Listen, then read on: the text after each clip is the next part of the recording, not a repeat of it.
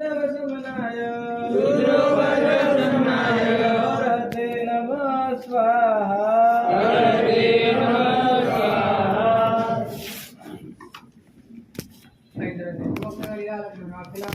सच्चिदानंद पूर्णेन पूर्णं जगदीक्षते अनंतकारी अनंत कल्याण ने करनारा धर्मचक्रवर्ती हरियन परमात्मा शासन ની અંદર થઈ ગયેલા મહોપાધ્યાય યશુજી મહારાજ આપણને આપણા પોતાના જ અપરાધોના કારણે અંતરથી ઊભી થયેલી બંધનની પરંપરાઓથી મુક્ત કરવાને માટે પોતાના મુક્ત સ્વરૂપની પૂર્ણતાની વાત કરી રહી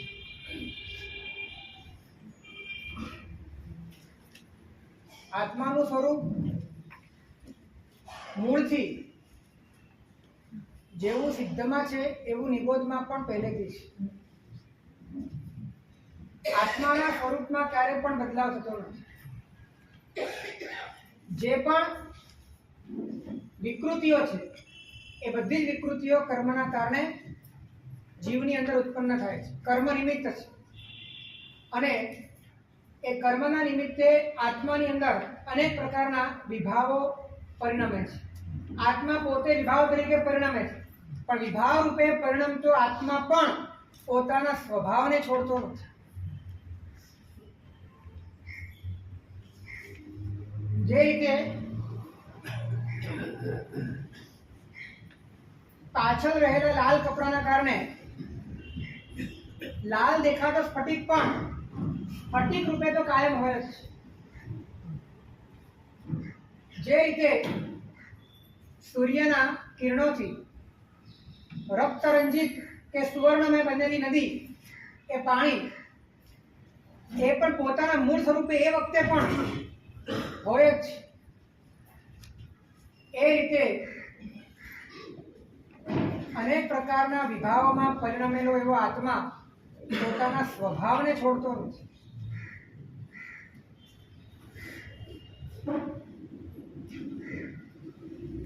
જો સ્વભાવને છોડે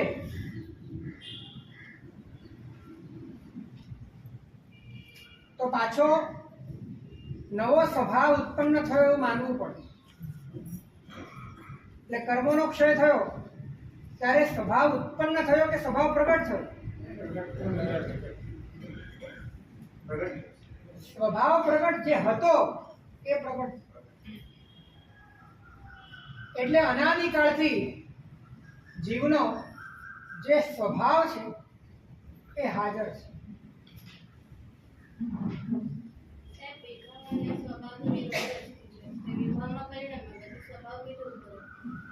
વિભાવમાં જે પરિણમ્યો ને એ પરિણમનાર પોતાની મૂળ ક્વોલિટી એને હાનિ પહોંચાડતો નથી.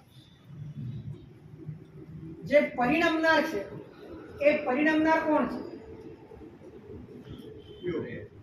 એ પરિણમનાર તો ચેતના છે. તો ચેતના જ્યારે વિભાવ રૂપે પરિણમે છે ત્યારે ચેતના અચેતન રૂપે પરિણમે છે કે ચેતન રૂપે પરિણમે છે? ચેતના જ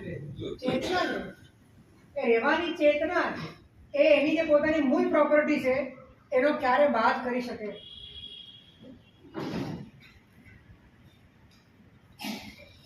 એટલે નિશ્ચયથી વિચારીએ તો સદા આત્માનો સ્વભાવ, આત્માનું શુદ્ધ સ્વરૂપ એ હાજર છે. તો એ હાજર છે તો પછી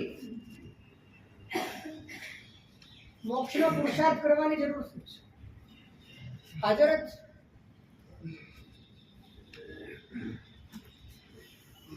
તો પછી આટલી બધી વિધિ, આટલો વૈરાગ્ય, આટલી સાધના એની જરૂર છે. તો કે હાજર તો છે પણ તમારા અનુભવમાં નથી. અને તમારા અનુભવમાં નથી એટલે કે તમને તમારા જ્ઞાનનું, તમને તમારા સ્વભાવનું, તમને તમારા અસ્તિત્વનું ભાન નથી. અને જે અજ્ઞાન છે એ સંસાર છે.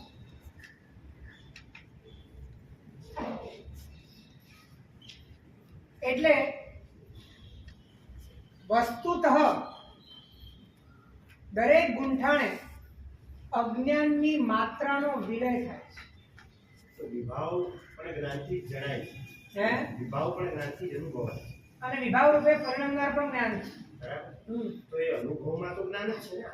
અનુભવમાં અને વિભાવનું છે, સ્વભાવનું. અનુભવમાં જ્ઞાનનું સ્વરૂપ નથી આવ્યું, અનુભવમાં વિભાવનું સ્વરૂપ આવ્યું. જે વિભાવ જ્ઞાનમાં ઉત્પન્ન થયો એ વિભાવ અનુભવાઈ રહ્યો છે, પણ વિભાવ જે જ્ઞાનમાં ઉત્પન્ન થયો જ્ઞાન નથી અનુભવાય. ફરીથી કહું છું, અનુભવાય તો જી સાહેબ, બરાબર. વિભાવ જ્ઞાનમાં જે વિભાવ ઉત્પન્ન થયો છે એ વિભાવ અનુભવાઈ રહ્યો છે, પણ વિભાવ જે જ્ઞાનમાં ઉત્પન્ન થયો છે એ જ્ઞાન નથી અનુભવાય. સર, આખરે એ તો અનુભવ તો ખરો જ ને. હે? અનુભવ તો ખરો જ. અનુભવ તો ખરો જ ને. જ્ઞાનનો અનુભવ તો ખરો. જ્ઞાનનો અનુભવ કરે, પણ એ જ્ઞાનનો અનુભવ માત્ર જ્ઞાનનો નથી. એમાં જ્ઞાનનું જે એક્ચ્યુઅલ ફોર્મ છે સમજાતું નથી. એ જ્ઞાન વિભાવ સાથે મિશ્રિત રૂપે અનુભવાય છે, માટે જ્ઞાન રૂપ નથી. એટલે સર, એક રીતે એમ કહીએ કે વિભાવનો આનંદ પણ જ્ઞાનના કારણે જ છે. તમામ આનંદ જ્ઞાનના કારણે છે, પણ જ્ઞાનનો આનંદ શુદ્ધ ત્યારે કહેવાય કે જ્યારે એની અંદર વિભાવનો કોઈ પણ અંશ ના હોય.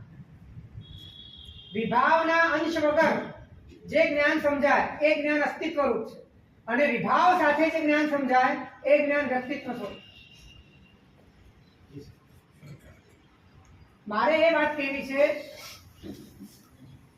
કે દ્રવ્યાસ્તિક ન્યાયની દ્રષ્ટિએ આપણને સમજાવવા માંગે છે, જ્ઞાન ને આપણને સમજાવવા માંગે છે કે તું પરમાત્માથી ગમે તેટલો છેટો જાય, પરંતુ પરમાત્મા સદા ઉપસ્થિત છે.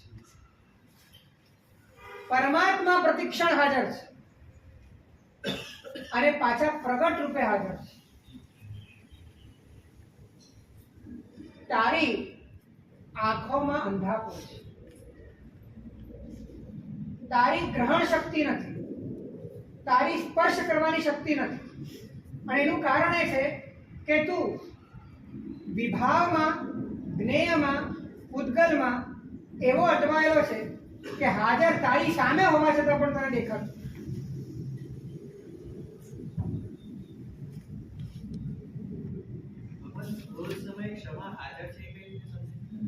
ક્રોધ સમય અક્રોધ હાજર છે, માન સમય અમાન હાજર છે. સાહેબ, ક્ષમા પણ ક્રોધનું એક સ્વરૂપ જ છે. હે? ક્ષમા પણ ક્રોધનું સ્વરૂપ જ છે. ક્રોધનો નિષેધ, ક્રોધનો પ્રતિકાર ક્ષમા છે, પણ ક્રોધનો જેમાં અભાવ છે એ વસ્તુ ક્રોધ વખતે હાજર છે. માનનો જેમાં અભાવ છે એ વસ્તુ માન વખતે હાજર છે. આ વાત સમજવી બહુ મુશ્કેલ છે, અને આ વાત સમજ્યા વગર શ્રદ્ધામાં, આસ્થામાં અમુક પ્રકારનું બળ આવતું નથી. તમે ગોતવા જાઓ છો કે મારે એ આત્માનું શુદ્ધ સ્વરૂપ પામવું છે અને શોધવું છે, પણ એકચ્યુઅલમાં એ જ વખતે હાજર છે, એને સમજવું એ કળા છે.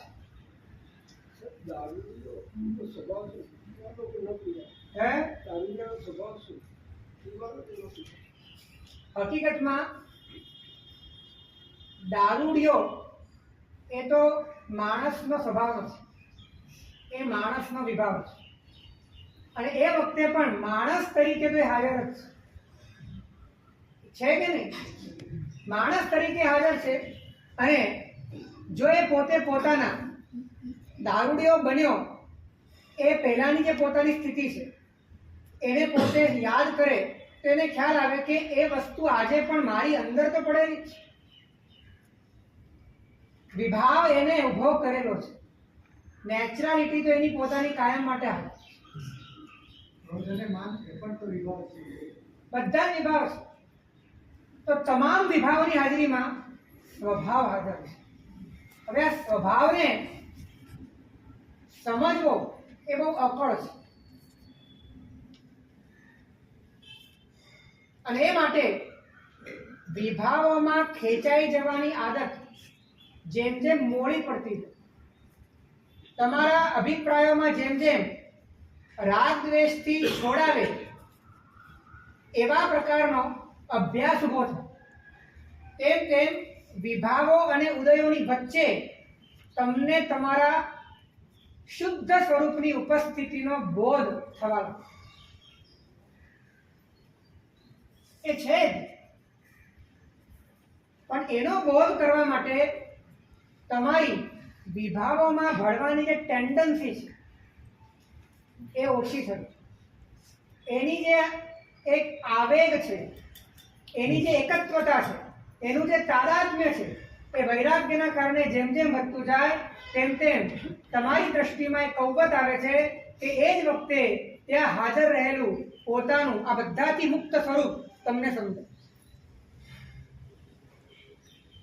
નિર્મલમ સ્ફટિકસ્યેવ સહજમ રૂપમાત્મનમ અધ્યસ્તોપાધિ સંબંધો જડસ્તત્ર વિમુય. સ્ફટિક જેવું આત્માનું નિર્મળ સ્વરૂપ છે, પરંતુ ઉપાધિમાં જેને સતત પોતાના હોવાનો અભ્યાસ કર્યો છે, ઉપાધિ એટલે છું કે હું એ ઉપાધિ છે. તો હુંમાં જ જેને પોતાના હોવાનો અભ્યાસ કર્યો છે, જડસ્તત્ર વિમુહ્યતે, તે જડ માણસ, એ જડ જીવ ત્યાં જ અટવાયા કરે છે, એને પરમાત્મા હાજર છે છતાં પણ સમજાતા.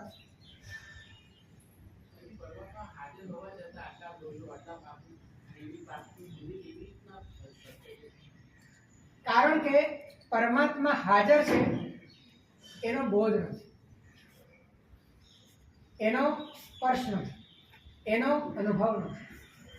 જો એનો સ્પર્શ થાય, જો એનો અનુભવ થાય, એક વાત કહું, પરમાત્મા હાજર ન હોય અને તમારો સ્વભાવ એ અંદર હોય જ નહીં અને તમે આ બધું કરતા હો ને તો તમને પાપ ન લાગે. પણ હાજર છે અને તમે કરો છો માટે પાપ.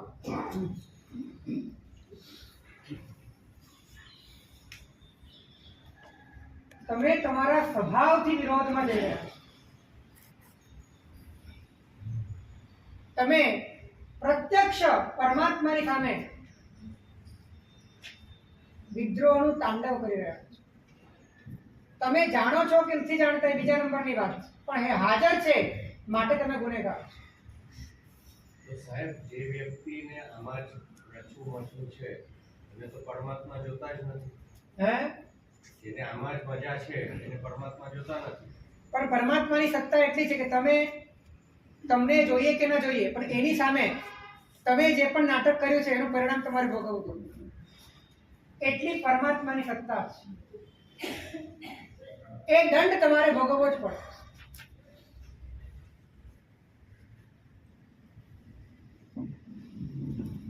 આમ તો બીજી કોઈ ગતિમાં તો આ બધું હોતું નથી. મનુષ્ય ગતિમાં જ બધું હોય તો પછી મનુષ્ય ગતિમાં શું હોય?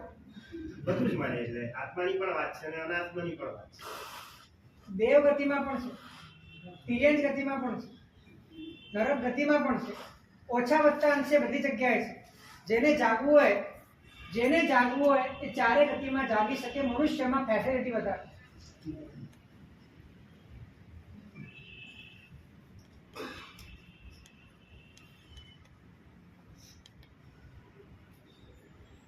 તો તમારું જે એકચ્યુઅલ, રિયલ, પ્યોર, વાસ્તવિક સ્વરૂપ છે એ ગમે તેટલા ખરડાવા છતાં હાજર છે. અને એ હાજર છે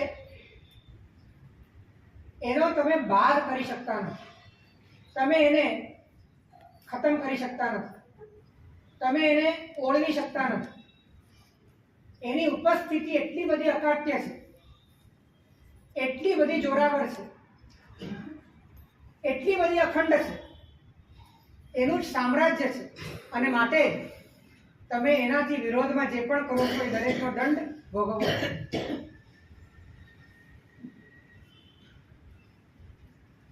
તો હવે તમે જ એકચ્યુઅલમાં જે છો એનાથી તમે વિપરીત ગયા માટે કુદરત તમને સજા આપે છે. તો હવે તમારે તમારા વિરોધમાં રહેવું છે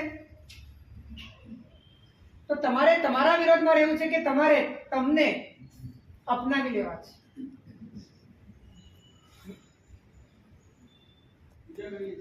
હે? એ પરમાત્માની પણ પૂજા કરવી છે. એ પરમાત્માની પૂજા કરવી છે, પણ એ પરમાત્મા રૂપે થવું નથી.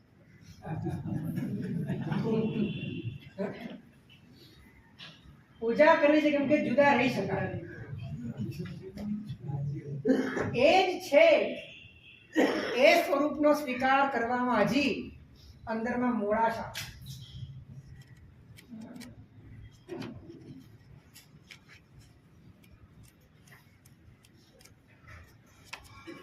આપણે છટકબારીઓ એવી ગોતી છે કે તત્વનો સ્વીકાર, તત્વની શ્રદ્ધા યથાર્થ સ્વરૂપે ન થાય એની બધી ચાલ આપણે બિછાવીને રાખીએ.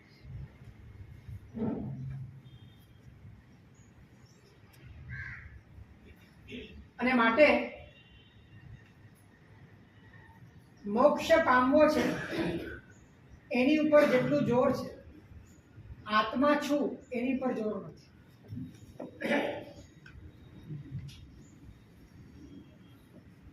અને આત્માને પામવો છે એની ઉપર જેટલું જોર છે, એમાં એટલું આત્મા છું એની ઉપર જોર નથી.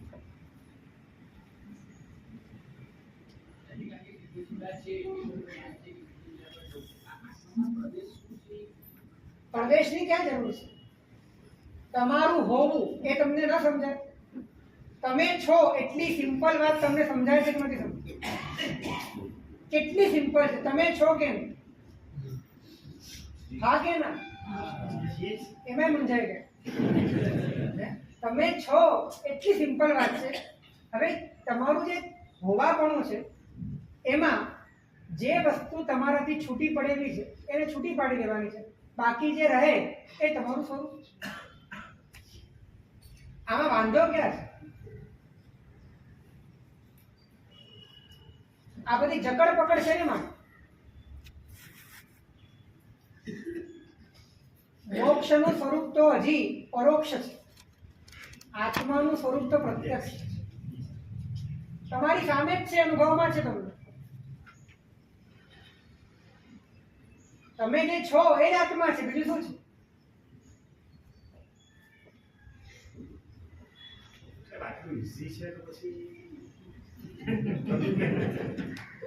કારણ કે તમે એવું માન્યું છે કે હું સંકિત છું અને મારે આત્માને પામવું છે. આ પ્રોબ્લેમ છે. તમે જે છો એ તમારું જે બીંગ છે એ જ આત્મા છે. તમારા બીંગમાં સંકિત નથી. તમારા બીંગમાં કોઈ નામ નથી, કોઈ આકાર નથી, કાંઈ જ નથી. એ માત્ર છે.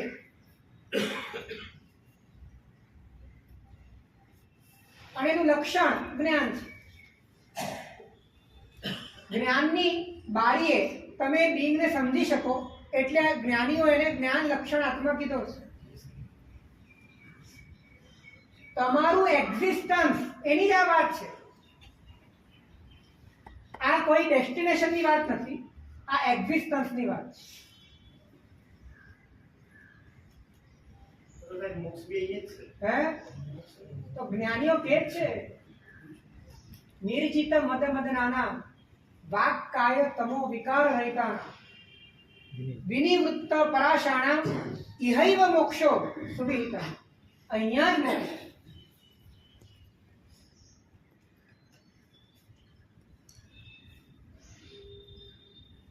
પણ હાથે કરીને અથવા તો અનાદિકાળના સંસ્કારથી આપણે આપણા મૂળ એક્ઝિસ્ટન્સને એક ટાર્ગેટ તરીકે કે ડેસ્ટિનેશન તરીકે રાખીને એ આપણું મૂળ છે એ વાતને સ્વીકારવાથી આપણે બચવાની કોશિશ કરી. અને જે વ્યક્તિત્વ આપણે સ્વીકારી લીધું છે એને જ મૂળ માનવા માટે આપણે સતત આપણે જકડાયેલા છે.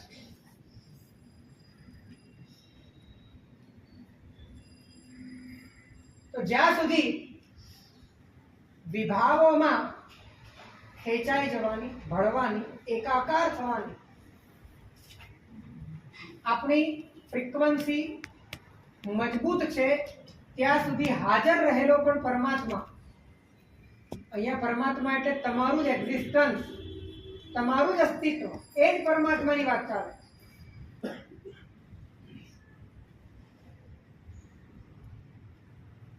સૂર્ય ઉપર આવરણ આવે અને સૂર્ય તમને થોડો ઘણો તૂટેલો ફૂટેલો દેખાય, અહીંથી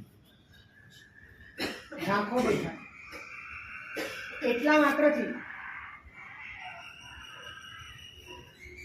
સૂર્ય અખંડ નથી એવું નથી.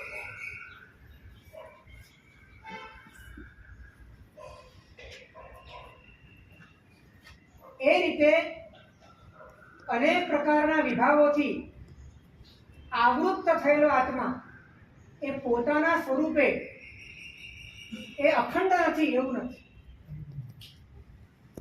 એ અખંડ જ છે. જીવન નવું થઈ જાય, હે નવું જીવન આવી ગયા. આ સમજાઈ જાય અને સાથે સાથે એ સમજણને અનુસારે તમે ટ્રાન્સફોર્મ કરવા તૈયાર છો, તમે પોતાને પૂરેપૂરા સંક્રાંત કરવા તૈયાર છો અને જે રૂપે તમે અત્યારે જીવી રહ્યા છો એનો પૂર્ણ નિષેધ, એ વ્યક્તિત્વ અંદરથી ઓગળી જાય, ખતમ થઈ જાય, એની તૈયારી હોય તો જ જીવનમાં એ ક્રાંતિ આવે છે.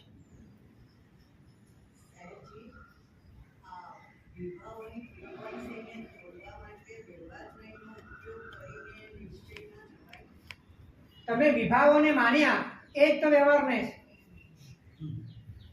તમે વિભાવો છે એવું માન્યું એ જ તો વ્યવહાર નહીં. નિશ્ચયથી તો વિભાવ છે જ. હવે વિભાવ માન્યા અને વિભાવ એ મારો સ્વભાવ નથી એવું માન્યું અને સ્વભાવ નથી માટે મારે એમાં પરિણમવું નથી અને નથી પરિણમવું માટે એ વિભાવો પ્રત્યેનો વૈરાગ્ય જે કેળવો છો, એના પ્રત્યેની અસારતા જે ઊભી કરો છો, એના પ્રત્યેની નિરર્થકતા જે ઊભી કરો છો, બધો જ વ્યવહાર છે. આત્મામાં અનાત્માનો નિષેધ એ બધો વ્યવહાર છે.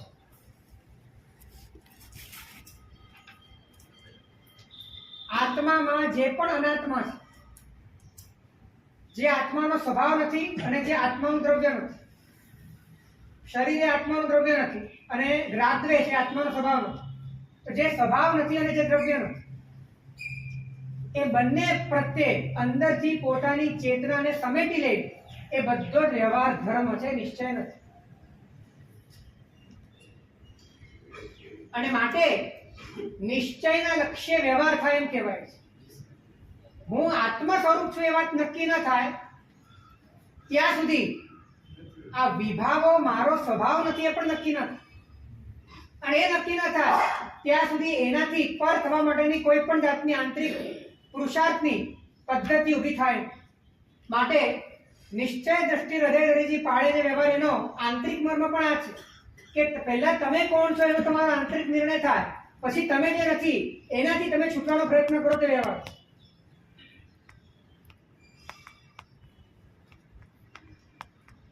હવે વ્યવહાર માટે તમારે મન વચન કાયાનો પણ ઉપયોગ કરવો પડે અને દેવગુરુ ધર્મનું પણ આરંભ લેવું પડે. એ જે પણ કરવું પડે બધું જ કરવાનું, એ બધો જ વ્યવહાર.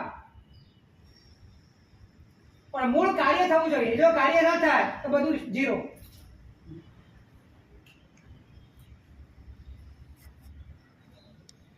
આખી વ્યવસ્થા તમને તમારા સુધી પહોંચાડવા માટે, જૈન શાસનની સમગ્ર વ્યવસ્થા તમને તમારા સુધી પહોંચાડવા માટે.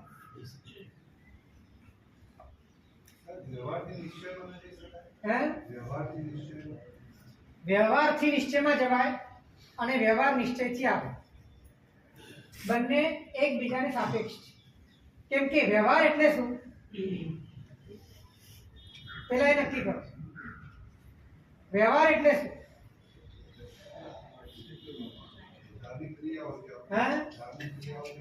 એ થોડું દૂરનો વ્યવહાર છે. એટલે આપણે આત્મામાં જ વિચારીએ. આત્મામાં વ્યવહાર એટલે શું? માંથી જે જુદું અનાત્મા છે એને સમજવું. તો આપણે આધ્યાત્મિક દ્રષ્ટિએ વિચારીએ તો આત્માનું જે શુદ્ધ સ્વરૂપ છે, જે વિભાવોની વચ્ચે પણ શુદ્ધ છે, જ્યારે તમે માત્ર એનો સ્વીકાર કરો છો એ નિશ્ચય છે, અને એ શુદ્ધ હોવા છતાં તમને એની અનુભૂતિ નથી થઈ રહી, કારણ કે તમારી જે ચેતના છે એ ચેતના કર્મના નિમિત્તે ખરડાયેલી છે, રાગ દ્વેષ અને મોહથી આવૃત્ત થયેલી છે. તો તમારો જે ચેતનાનો પર્યાય છે એ પર્યાય શું છે? એ વ્યવહાર છે, એ વ્યવહાર છે. હવે જે મિથ્યાત્વી જીવ છે એને અનુભવ અશુદ્ધિનો છે કે શુદ્ધિનો છે? એને માત્ર અશુદ્ધિનો અનુભવ છે કે અશુદ્ધિનો પણ અનુભવ છે? એને માત્ર અશુદ્ધિનો અનુભવ, એને શુદ્ધિનો અનુભવ છે, એને માત્ર છે, એટલે એની પાસે વ્યવહાર પણ નથી. જેની પાસે શુદ્ધિ સાથે અશુદ્ધિનો અનુભવ હોય ને એની પાસે વ્યવહાર, પરંતુ જેની પાસે માત્ર અશુદ્ધિનો જ અનુભવ છે એની પાસે વ્યવહાર પણ નથી. તો એને પછી આગળ કેવી રીતે વધે? તો કે એની કક્ષામાં બૌદ્ધિક સ્તરે એ તત્વોનો સ્વીકાર કરે એનો નિશ્ચય, અને બૌદ્ધિક સ્તરે લક્ષ્ય કેળવાયું, અને લક્ષ્ય કેળવવાના કારણે પોતાના સ્વભાવભૂત જે નથી, અંતરમાં અણસાર આવવાના કારણે એનાથી જે પણ વિરુદ્ધ છે એવા રાગ દ્વેષ અને મોહ એનાથી પોતાની ચેતનાને છોડાવવાનો જે પ્રયત્ન કરે છે એ એનો વ્યવહાર ધર્મ છે. પણ જ્યાં સુધી નિશ્ચયની ખબર ન પડે ત્યાં સુધી વ્યવહારની ખબર પડે કેવી? કેમ કે હા વગર ના પડાતી નથી, આવો એક સિદ્ધાંત છે. હા વગર ના પડાતી નથી. બકુલભાઈને કોઈ પૂછે કે તમે પંકજભાઈ છો તો તમે શું કહેશો? એનું કારણ શું? હા છે માટે ના છે. એટલે એક જગ્યા પર હા હશે તો જ ના આવશે. તો નાનું બળ હામાં છે. તો હવે હાને તો ઓળખતો નથી, અત્યાર સુધી નાને જ હામાં ખતવતો હતો. જ્ઞાનીઓ જેની ના પાડે છે, મિથ્યાત્વી એમાં જ હા પાડતો. હવે જ્ઞાનીના વચન જેને ખબર પડી કે મારી હા એકચ્યુઅલમાં તો ના છે,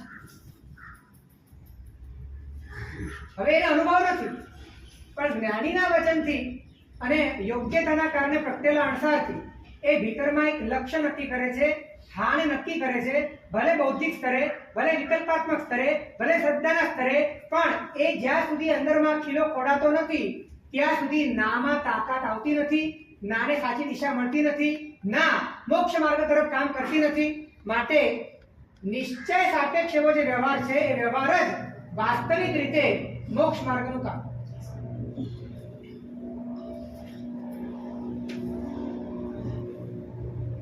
હવે કોઈ જીવ એવો છે એ હામાં એટલો બધો મોહાઈ ગયો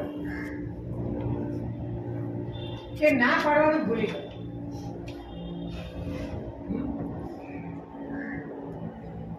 હામાં મોહાઈ ગયો, એને ભ્રમ થઈ ગયો કે હું ખરેખર શુદ્ધ છું.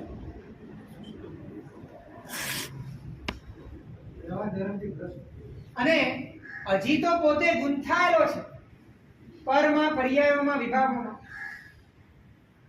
તો એ ના પાડવાનું ચૂકે છે, અને હા હજી એના સંવેદનમાં આવી નથી, અને કૃત્રિમ હામાં એ મૂંઝાઈ ગયો છે, એ ફસાઈ ગયો છે.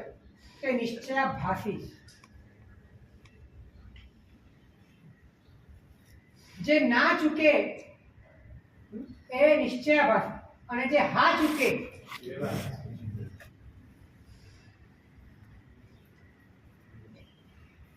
હા વગર નામાં તાકાત નથી, અને ના વગર હાનો અનુભવ નથી.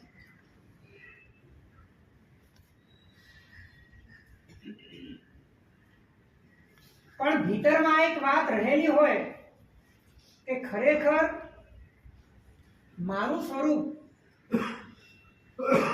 હું જે અત્યારે અનુભવી રહ્યો છું એ બધા જ પરિબળો કરતા મુક્ત, જુદું, માત્ર આનંદપૂર્ણ જ્ઞાન સ્વરૂપ શુદ્ધ છે એવું હાજર છે. અનુભવમાં નથી હાજર, પણ એમ હાજર છે. આ વાત એને એટલું બધું બળ આપે છે ના પાડવા માટે કે જેનો કોઈ હિસાબ નથી.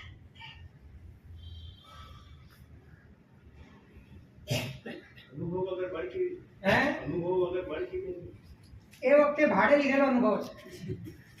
જ્ઞાનીઓનો અનુભવ, જ્ઞાનીઓના વચન ત્યાં તમને અંતરથી કામ લાગે. તો પાછું એ સમર્પણને આવી જાય. આજ્ઞા યોગ, સમર્પણ એ બધું આની અંદર જોડાયેલું છે. પ્રભુના વચન એ આ માર્ગનું સૌથી મોટું સંબલ છે. કેમ કે તમારું જ્ઞાન તો બહુ ગરીબી છે. તમારી પાસે ચક્ષુ નથી, તમારી પાસે નેત્ર નથી કે તમે જોઈ શકો. તમારે તો આંગળી પકડીને જ ચાલવાનું છે.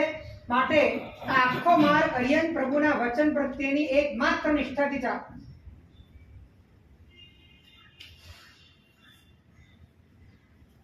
આવું સમર્પણ તો ભૂતકાળમાં કર્યું જ છે ને. હે? હરિયંતોનું સમર્પણ આને માટે નથી કર્યું. બાકી બધી જ બહારની બધી વાતો માટે કર્યું, પણ પોતાના ટ્રાન્સફોર્મ માટે, પોતાની સંક્રાંતિ માટે, પોતે જ અંદરથી એકચ્યુઅલમાં જે છે એ રૂપે પરિણમવા માટે નથી કર્યું. બાકી બધી વાત સ્વીકારી.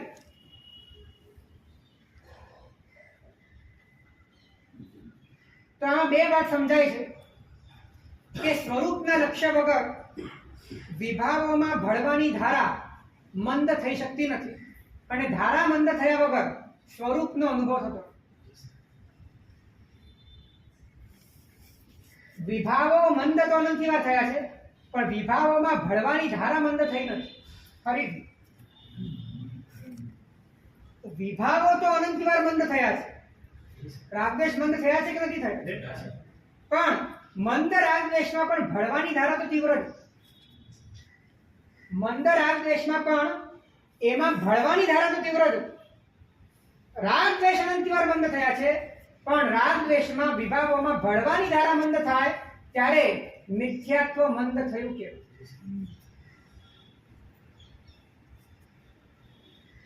બાકી 12મા દેવલોકમાં કે ઉપરના ગ્રહલોકોમાં ચિત્ત કેટલું નિર્મળ હોય. તે વિભાગો તો આમ બહુ અલ્પ પ્રમાણમાં હોય છે. એની ફ્રીક્વન્સી બહુ લાઇટ હોય છે, પણ એ લાઇટ રાગ દ્વેષમાં પણ જે એકાકારતા છે એ એકાકારતા તો ઘનિષ્ઠ.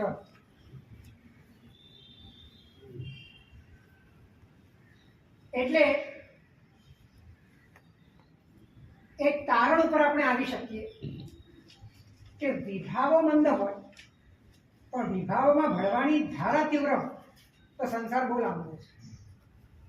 પણ કદાચ વિભાવો તીવ્ર હોય પણ એમાં ભળવાની ધારા મંદ હોય તો સંસાર બહુ ટૂંકો છે.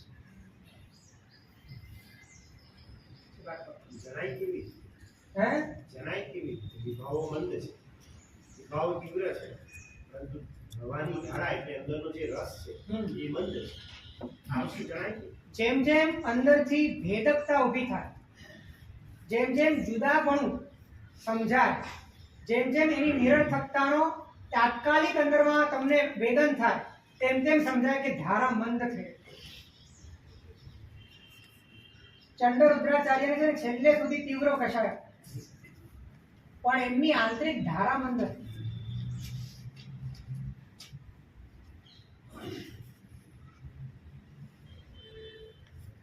ધારા મંદ પડ્યા વગર, એટલે કે ભળવાની ધારાની વાત ચાલે છે.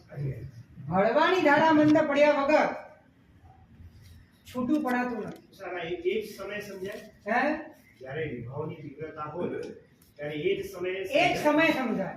જે સમય વિભાવો ચાલતા હોય ને એ જ સમયે તમારી એમાં ભળવાની ધારા મંદ પડી છે એ વાત સમજાય છે. અતિ ક્રોધની અંદર અતિ ક્રોધની અંદર પણ તમારા ભીતરમાં રહેલો અક્રોધ એ તમને સમજાય છે. હે? એની જ વાત ચાલે છે. હે? હજી એનામાં એ સ્થિરતા કે સામર્થ્ય નથી આવ્યું કે પોતે ઉદયોને નિષ્ફળ કરી શકે, પણ ઉદયોથી જુદો પડી શકે એ તાકાત આવી રહી છે. એ વાત એને અંદરથી સમજાય રહી છે.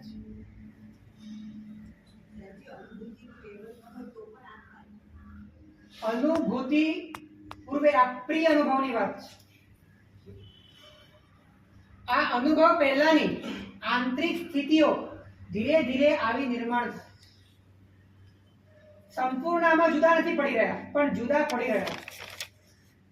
પૂરેપૂરો ભેદ નથી થયો, પણ ભેદ થઈ રહ્યો છે.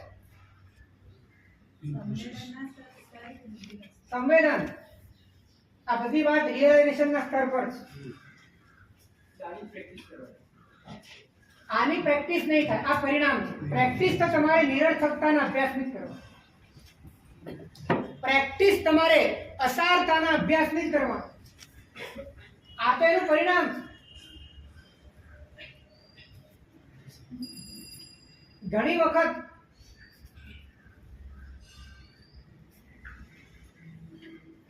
ચાલુ વિભાવમાં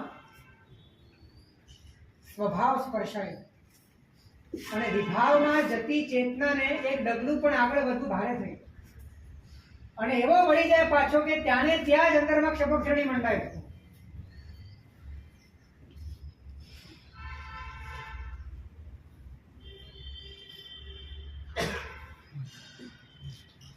ચીલાતી પુત્રની વાત આપણે સાંભળી છે. તો એવું તો શું થઈ ગયું?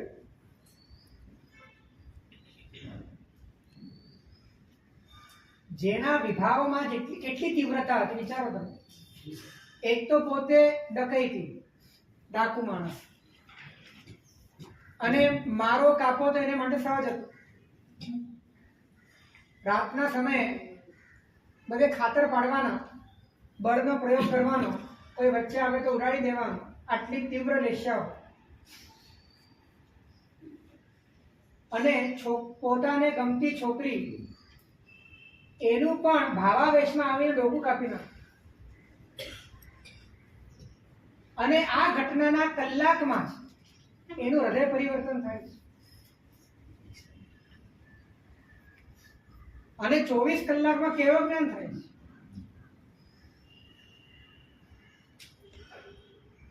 એનો અર્થ એ છે કે દરેક ક્ષણે છૂટવા માટેનો રસ્તો ઊભો છે.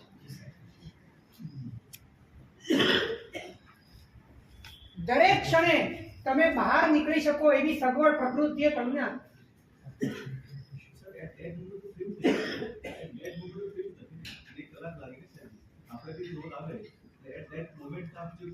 ધેટ મુમેન્ટ થયું ને માટે જ આગળ પ્રોસેસ ચાલે, નહીં તો આગળ ચાલે કેવી રીતે?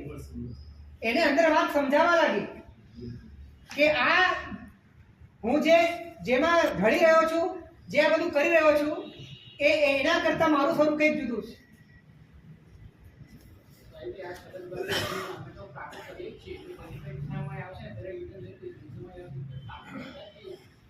એક વાત ધ્યાનમાં રાખો,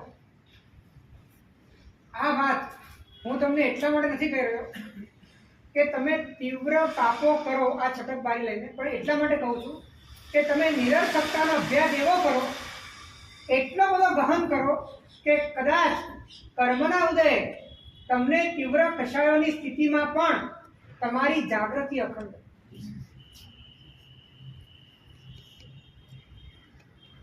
અહીંયા તો છે ને અમે ખૂબ જ પ્રામાણિક અને સદ આશયથી તમને કહીએ છીએ, તમે આને ગ્રહણ કરવામાં જો ગફલત કરી અને તમારા સ્વાર્થ મુજબ તમે એનું અર્થઘટન કર્યું તો ધ્યાન રાખજો, તમારા માટે નરકના દ્વાર ખુલ્લા છે.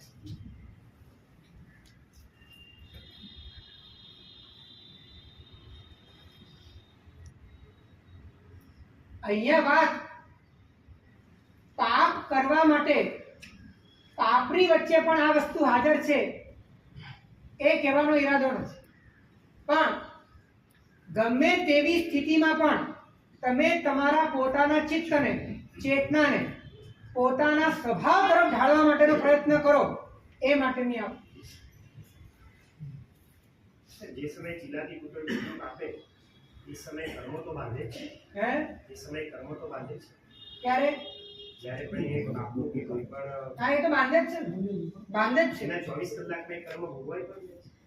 કેવળ શપક શ્રેણીની અંદર શપક શ્રેણીની તાકાત જ એટલી છે.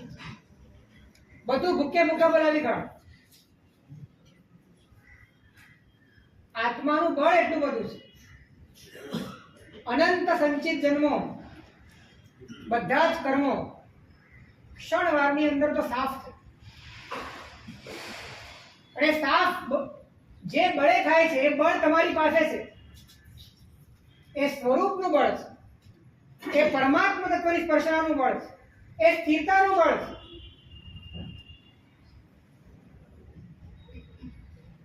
નિર્વિકલ્પ ઉપયોગમાં નહીં કર્મનો ચાહ. જેમ જેમ તમારો ઉપયોગ નિર્વિકલ્પ થતો જાય, અસ્તિત્વ સિવાયના બાહ્ય કોઈ પણ પદાર્થોની સાથે જોડાતો નથી એટલે નિર્વિકલ્પ થઈ ગયો, તેમ તેમ નહીં કર્મનો ચારો, તેમ તેમ કર્મનું આવાગમન બંધ થઈ જાય છે અને નિર્જરા અઢળક થાય. વિભાવમાં વધારે હોય, કર્મપદ વધારે હોય. હે વિભાવમાં આત્મપદ જ્યાદા હોય, વધારે હોય તાદાત્મ્ય વિભાવ. એ કર્મપદ વધારે થાય. વિભાવ મંદ હોય કે તીવ્ર હોય, જેટલું તાદાત્મ્ય વધારે એટલો બંધ વધારે.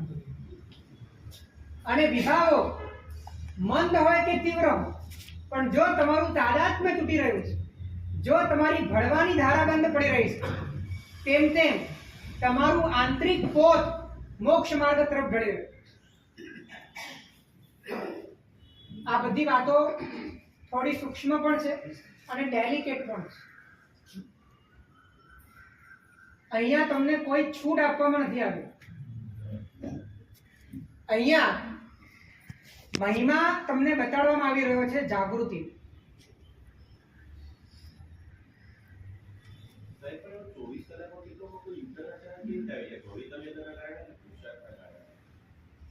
ભવિતવ્યતા તો તમને કે મને ખબર નથી. તમને ને મને જે ખબર છે પુરુષાર્થ છે. અને પુરુષાર્થ એનો આંતરિક છે. જેનાથી પુત્રે કપડાં પણ નથી બદલ્યા. આંતરિક પુરુષાર્થ એનો એટલો બધો પ્રબળ હતો અને એની પાસે તો 3 જ શબ્દ હતા. હે ઉપશમ સંવર વિવેક. 3 શબ્દોના સહારે એને આખી ભાવ સાગર પાર ઉતારી.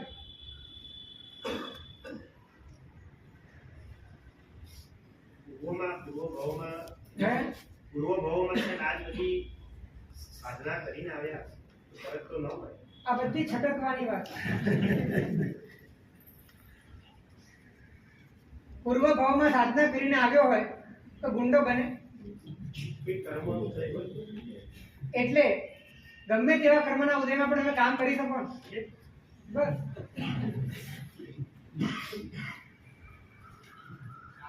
આપણે બહાનું કાઢવા જેવું નથી. સમય આપણી પાસે ઓછો છે, પછી આ અવસર નહીં મળે. પણ મનુષ્ય અત્યારે અમારી ઘટના કહીએ તો સતત વિચારોની ધારામાં ચાલે છે. એક વિચાર એના પછી બીજો ત્રીજો. હવે બધા વિચારોની ધારાની અંદર જ આ ઘટના કરવી તો એ કેવી રીતે સાહેબ પોસિબલ? આ સતત વિચારોનું અમલ ચાલુ જ છે. એક સેકન્ડ બી એવું નથી કે જ્યાં વિચાર એટલે તમારું આકર્ષણ વિચારાતીત પ્રત્યેનું થાય, તમારું આકર્ષણ વિકલ્પાતીત પ્રત્યેનું થાય, તમારી રુચિ આ સમસ્ત ભૌતિક પરિબળો કરતા પોતાના સ્વરૂપ પ્રત્યે થાય. એ રુચિની તીવ્રતા એ તમને ધીરે ધીરે ખેંચે અને એ તમારા બધા જ આવેગોને તમારી બહારમાં ભળવાની જે અંદરની તીર છે એને રોકવાનું કામ.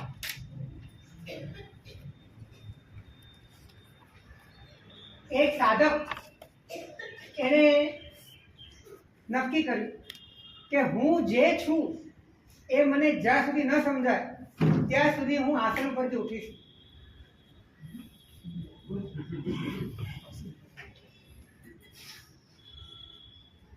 અને લગભગ 35 કે 36 કલાકમાં એનું કામ થયું. એક જ જગ્યા પર બેઠો જ.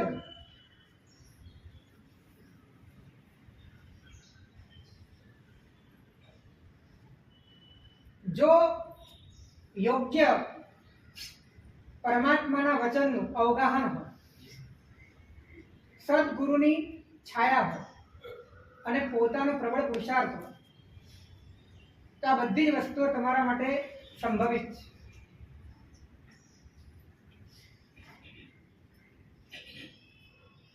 હવે આ કાળની જ વાત કરું છું.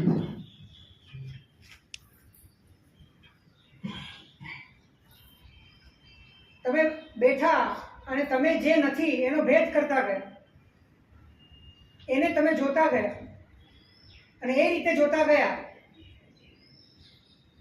કે તમારાથી છૂટું જ છે. અને ધીરે ધીરે તમને ખ્યાલ આવ્યો કે હું માત્ર જોનાર છું, હું માત્ર જાણનાર છું. કેવળ જ્ઞાન સત્તા બચી, બાકીના બધા જ પૂતગલના પરિબળો આમ છૂટા પડ્યા.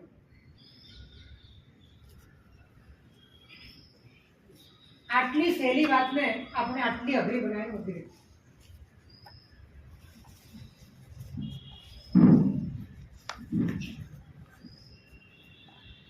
એટલે સ્વભાવ અનાદિ અનંત કાળથી આપણી સાથે પોતાના મૂળ સ્વરૂપે હાજર છે, પણ એ હાજરમાં આપણે હાજર અને માટે આ સંસાર છે. હાજરમાં હાજર રહેવું એ આરાધના છે, ગેરહાજરમાં હાજર રહેવું એ વિરાધના છે. સમય થઈ ગયો છે. કઈ રીતે હાજરમાં હાજર રહેવું અને કઈ રીતે ગેરહાજરનો ભેદ પાડવો એની વાત આવતીકાલે કરશું. આવતીકાલથી